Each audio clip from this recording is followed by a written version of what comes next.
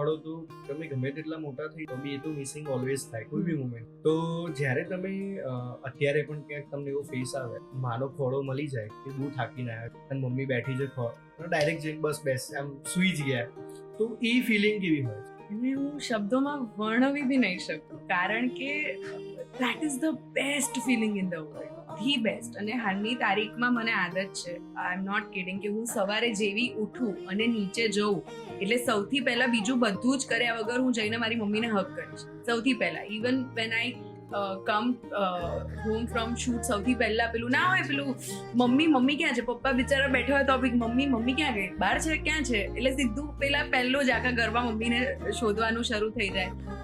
બહુ જ થાકેલી હોઉં ને ત્યારે તો હું હાલની તારીખમાં એવું ઘણી બધી વાર થાય છે કે મને ઊંઘ ના આવતી હોય, બેચેની હોય, આ તે, તો હું રાતના અડધી રાત્રે મારી મમ્મીને ફોન કરું, ને સામેના રૂમમાં જઈને પણ ફોન કરું કે મમ્મી ઊંઘ નથી આવતી આવીને, તો મમ્મી મને માથે હાથ ફેરવીને હાલની તારીખમાં સુવડાવે છે.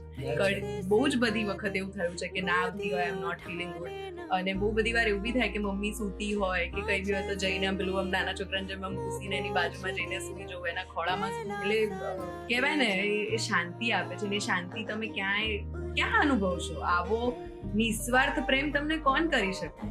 માં જેવો પ્રેમ કોઈની તાકાત જ નથી કે તમને માં જેવો પ્રેમ કોઈ કરી શકે. એટલે જ એમ જીવનમાં મારું બધું જ એવું છે કે ભગવાન એન્ડ માય ફેમિલી, એમ કે આ બે જ વ્યક્તિ મને ખ્યાલ છે નિસ્વાર્થ પ્રેમ મને કરે છે, કે બધા તો સ્વાર્થી લોકો હોય છે.